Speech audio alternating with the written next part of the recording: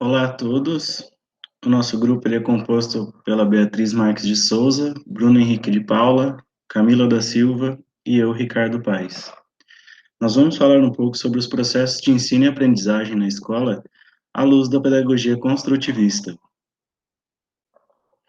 Bom, o construtivismo foi inspirado nas ideias do suíço Jean Piaget. O método procura instigar a curiosidade, já que o aluno é levado a encontrar as respostas a partir de seus próprios conhecimentos e da interação com a realidade e com os seus colegas. Para Piaget, a construção do conhecimento exige uma interação necessária entre o sujeito que conhece e o objeto conhecido, e que o conhecimento, em hipótese alguma, é dado como algo terminado. Por exemplo, no passado, pensava-se muito que o geocentrismo, ou seja, a Terra no centro do nosso sistema, era o correto. Hoje sabe-se que o heliocentrismo é o mais utilizado, onde o Sol está no centro do nosso sistema solar.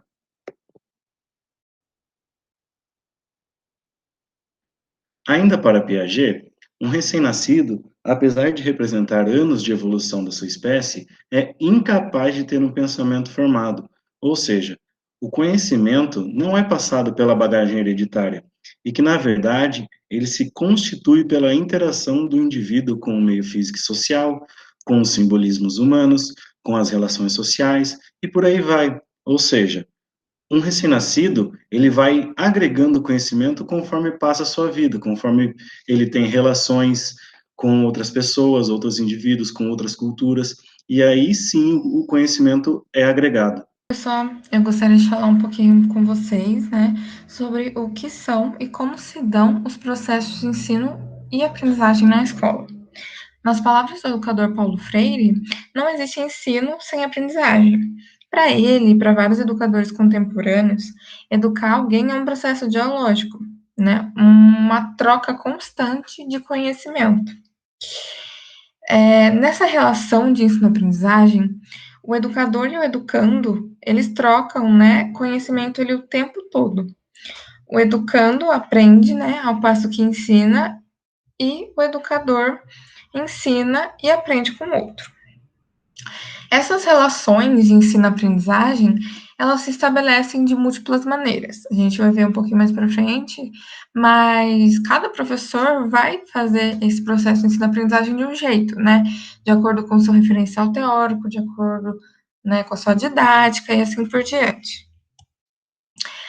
Muitos, muitos pesquisadores e muitos educadores acreditam que o homem só entende o processo de construção do saber quando ele aprende a problematizar suas práticas, né? Então, a gente pode caracterizar também como ideia central do ensino-aprendizagem na escola a formação do aluno, né? A capacitação desse aluno, né? A ajuda no desenvolvimento desse aluno, tudo isso com o auxílio da escola e do professor. Como assim escola e professor, né? A escola, ela vai possibilitar esse desenvolvimento de maneira com que o aluno aprenda não só ler, escrever, mas também procura formar esse aluno para convívio social. E, né, pensa e quer que esse aluno, por intermédio da educação, mude a sociedade e as estruturas da sociedade onde ele vive, né? E além disso, né, a gente ainda tem que a prática pedagógica, ela precisa levar o aluno a refletir. E por meio dessa reflexão, fazer com que o aluno consiga atingir uma nova perspectiva do mundo, né? E o papel do professor nisso tudo é mediar esse processo e auxiliar o aluno para que ele adquira esses conhecimentos e consiga fazer essa reflexão, né? Através do estabelecimento das relações entre o que será ensinado por esse professor e o conhecimento prévio do aluno, proporcionando, então, criar uma conexão com a sala de aula e o seu dia a dia, né? Dia a dia do aluno. E como eu falei lá na frente, né, os professores, de forma implícita ou explícita, eles orientam sua prática pedagógica por meio de referenciais teóricos, teorias pedagógicas, que é o que a gente vai ver mais um pouquinho adiante. E por fim, então, a gente pode falar que o conhecimento, ele acontece a partir da exploração de determinado assunto, ou seja, a gente tem um objeto ali que está sendo estudado pelo aluno, e nesse sentido, o processo de entender esse objeto vai ser a essência do conhecimento produzido por esse aluno. Dessa forma, ele vai conseguir organizar as informações, problematizar o que está sendo abordado através daquele objeto, por meio de levantamento de hipóteses, e assim ele vai aprendendo sobre o assunto. E falando agora um pouco do construtivismo e ensino de aprendizagem, nós já sabemos que o método foi estudado por Piaget, Vygotsky, Paulo Freire, dentre outros pesquisadores que defendem e valorizam a ideia de que o aluno é responsável, ou seja, um sujeito ativo no processo de ensino-aprendizagem e na construção do seu próprio conhecimento. É ele quem vai determinar quando, como e o que aprende, respeitando o seu tempo e seu potencial. Ele atua como autor principal da aquisição de conhecimento e se apropria do que ele aprende, no momento certo, utilizando e ampliando o seu próprio potencial com esforço e ritmo próprio. O professor ele vai atuar apenas como um ator coadjuvante nesse processo. Ele vai existir basicamente para facilitar, como um facilitador das etapas evolutivas dessa construção de conhecimento dos alunos. Tendo conhecimento disso, se consolida o entendimento de que o conhecimento não é o resultado de uma mera cópia da realidade pré-existente, mas sim um processo dinâmico e interativo através do qual a informação externa é interpretada e reinterpretada pela mente.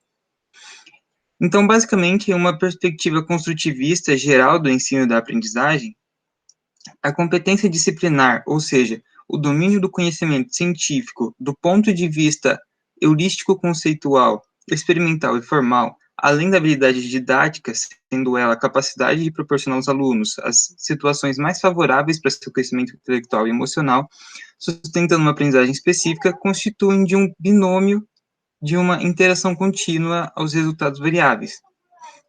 Então, pessoal, segundo Piaget, né, o criador da teoria construtivista, ele considerava 4 fatores como essenciais para o desenvolvimento cognitivo das crianças. Esses fatores eram o fator biológico, que estaria ligado ao crescimento orgânico e à maturação do sistema nervoso dessa criança, ou seja, seria uma coisa mais biológica, né, mais bioquímica dessa criança, do desenvolvimento dela. Ele considerava também o fator de experiências e de exercícios, né? Esse fator seria obtido através da ação dessas crianças sobre determinados objetos. Tem também o fator de interações sociais, que se desenvolve por meio da linguagem e da educação. E, por último, o fator de equilibração das ações, que estaria ligado à adaptação ao meio ou às outras situações.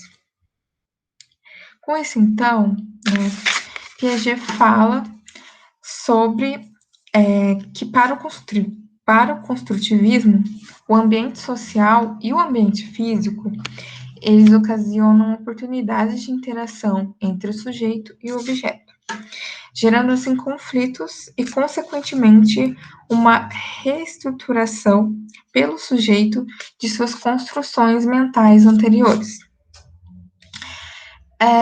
Ele chama de equilibração ou equilíbrio, né? O momento em que o indivíduo organiza seus conhecimentos. Então, para Piaget, a equilibração é a necessidade de aprender para se manter em equilíbrio. Né? Quem não quer aprender, quem não quer estar sabendo de tudo, né? Nessa sociedade que a gente vive. Então, o processo de compreensão, ele possui 2 subprocessos, que Piaget vai chamar de assimilação e acomodação. O que seriam esses processos, né? Assimilação é quando nos deparamos com coisas que podem ser facilmente compreendidas por nós. Por quê? Porque elas nos são familiares. Como assim? Por exemplo, eu dou uma boneca para uma criança. Essa criança nunca viu uma boneca. O que essa criança pode achar, né? Ela pode achar que essa boneca é uma pessoa. Por quê? Por ser muito semelhante a uma pessoa, um ser humano.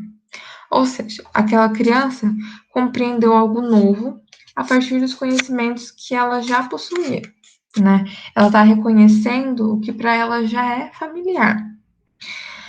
Então, diferente da assimilação, a acomodação seria o quê, né? Quando a criança começa a mexer com aquela boneca, ela nota que a textura da boneca é diferente da textura de um humano, que a boneca não respira, que ela não reage ao contato físico. Então, a criança começa a perceber que não se trata de uma pessoa, e sim de um objeto. E de um objeto que ela desconhece, que ela desconhecia. Então, a partir disso, a criança vai precisar modificar seus conhecimentos prévios para dar conta dessas informações das quais ela está se deparando, né? Esse é o processo de acomodação. O processo de acomodação é essencial para que haja a compreensão do novo, né? Ou seja, a compreensão da boneca, para que a criança assimile, processe e permita com que ela conheça a boneca. Então, de jeitos bem mais sucintos e simples, a assimilação nada mais é do que quando lidamos com novas experiências ou informações, né, que são introduzidas ali na nossa estrutura cognitiva, não havendo modificação nas estruturas mentais. Por quê? Porque, né, segundo a assimilação, a gente está compreendendo algo novo a partir do que a gente já conhecia, um conhecimento prévio, né? Enquanto a acomodação acontece quando a gente precisa modificar as estruturas cognitivas para enfrentar o novo, né? Então, o processo, inclusive, de acomodação nos permite conhecer o mundo, né? E, como eu falei, a equilibração é a necessidade de aprender, né?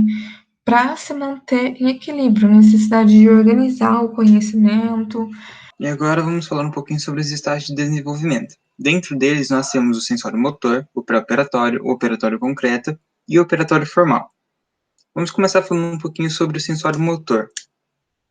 O sensório motor ele vai ocorrer entre 0 e 2 anos de idade da criança, e tudo será dado pelas sensações, pelos movimentos da mesma, da criança.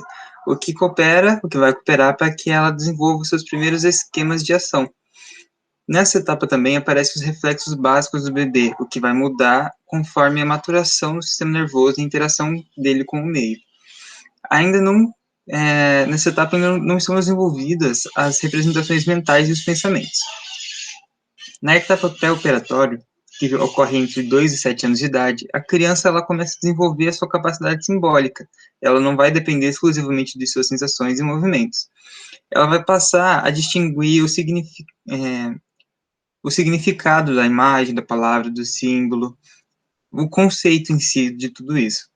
Um exemplo seria a criança que, quando vê a mãe com uma bolsa, ela compreende que ela vai sair de casa. Ela ainda não vai compreender a reversibilidade, ou seja, ela não vai compreender que a mãe ela vai sair, mas ela vai acabar voltando. Não, ela só entende que a mãe vai acabar saindo, ok?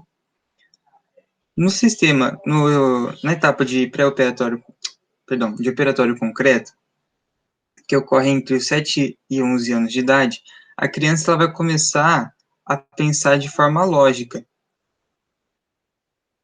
Mas, no entanto, ela ainda vai precisar do auxílio da realidade concreta. Então, ela vai conseguir desenvolver um pensamento reversível. Ela vai sair do pensamento transdutivo e vai começar o pensamento indutivo, que é a interiorização e a ação, ou seja, ela vai interiorizar a ação ou a previsão do resultado que vai do particular para o geral. Ela vai abandonar o pensamento egocêntrico e passa a pensar o mundo de forma sociável. Dessa forma, ela percebe que existem regras para todos e tenta compreender o pensamento dos outros, ao mesmo tempo que procura transmitir o seu próprio pensamento para eles também. Na etapa do operatório formal, que ocorre dos 11 aos 12 anos em diante, que ocorre, né, nos 11, 12 anos para frente, nós encontramos que nessa fase, o pré-operatório formal, que ocorre dos 11, 12 anos para frente, nós encontramos um adolescente que utiliza o raciocínio hipotético e dedutivo, que utiliza o raciocínio hipotético dedutivo, elabora as suas teses e testa as mesmas, testa as próprias teses, e ela vai avançar a abstração. Ela entende que a linguagem é importante, de extrema importância, porque ela consegue formular suas hipóteses e realizar as suas pesquisas a partir da comunicação e tudo mais.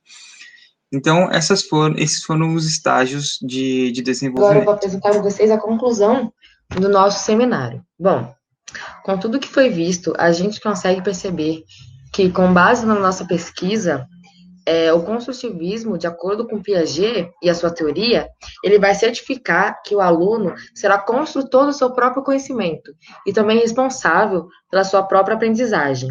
Bom, essas implicações da teoria do desenvolvimento teve uma grande influência, principalmente no processo de ensino-aprendizagem de ciências e também no entendimento de concepções prévias que vão indicar a compreensão dos alunos. Bom, apesar de a gente ter uma necessidade de mudança e reconstrução do repertório do nosso conhecimento, do conhecimento do aluno no caso, ele é um trabalho muito difícil para os professores. Por quê? No construtivismo, há um ajuste nos papéis dos agentes ativos e nos agentes passivos de ensino e aprendizagem. Por quê? Porque ele é centrado em uma aprendizagem totalmente libertário, onde ele... Não que ele tire a responsabilidade do professor, mas ele muda um pouco o papel de professor ativo e autor total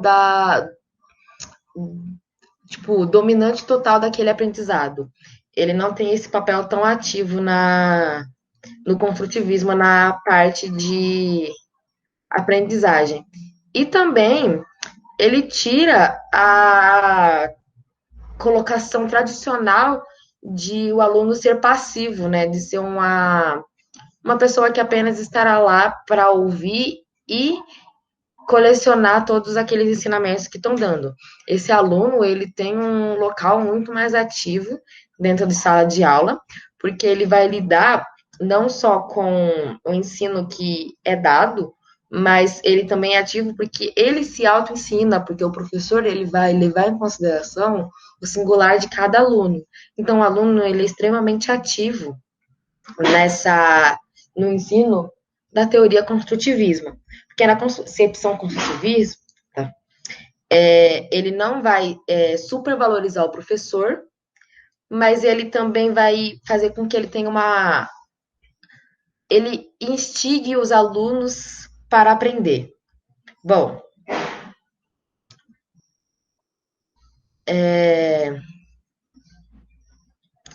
então, o construtivismo, ele vai valorizar o sujeito, a prática de dialogar e totalmente cultural em relação a características, porque ele vai levar em consideração a característica plural da sala, mas também vai levar em consideração o singular de cada aluno, como eu disse anteriormente, despertando novos caminhos para que a aprendizagem seja feita. Porém, a nossa conexão com o meio educacional, ela vai considerar que a educação é plural e inclusiva, que vai reconhecer o conhecimento de cada aluno, que vai ajudar no processo de ensino e aprendizagem dos mesmos. Ele sempre vai lembrar que cada aluno é único e vai possuir uma forma específica de aprendizagem, já que não existe apenas uma forma. O professor, ele vai precisar, então, planejar a forma de ensinar que inclua cada aluno ali dentro, sabendo que isso é um desafio muito grande, já que não existe apenas uma forma de explicar, uma forma de aprender, existem diversos tipos de didáticas e de maneiras de ensinar um aluno. E ele tem que levar muito em consideração que a forma na qual ele vai estar ensinando esse aluno tem que estar completamente inclusa na vida dele, para que possa ajudar esse aluno a ter conexão com a sua vida, no seu dia a dia, para que esse aprendizagem ele seja mais palpável para esse aluno, e seja mais fácil de aprender, e que ele seja muito mais ativo nessa forma de aprendizagem. Então, em geral, o construtivismo ele vai levar em consideração tanto o plural quanto o singular do aluno.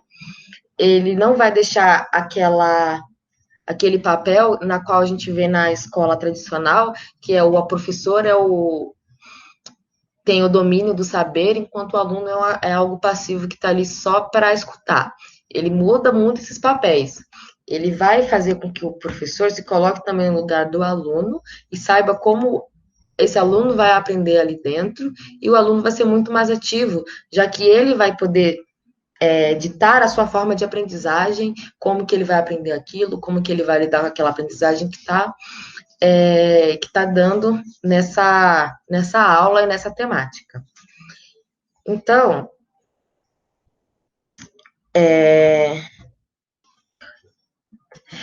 então, como eu disse, o construtivismo, segundo a gente pensou, é a forma de conceber o conhecimento, sua gênese e seu desenvolvimento, e, por consequência, um novo modo de ver o universo, a vida e o mundo das relações sociais, já que ele apenas não engloba só o mundo dentro da escola, né?